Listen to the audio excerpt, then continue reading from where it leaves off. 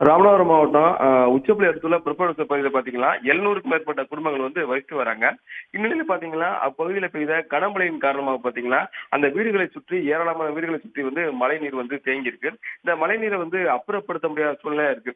என்ன காரணம் பார்த்தீங்கன்னா, அந்த கால்வாயில் வந்து அடைப்பு ஏற்பட்டிருக்கு. இந்த கால்வாய் வந்து தூர்வாருனா பார்த்தீங்கன்னா, அந்த மழைநீரானது நேரடியா கடல்ல கலக்கக்கூடிய சூழ்நிலை பார்த்தீங்கன்னா, தற்போது வந்து கால்வாய் அடைத்திருக்கும் காரணமா பார்த்தீங்கன்னா, ஏராளமான வீடுகளை சுற்றி மழைநீர் தேங்கி இருக்கு.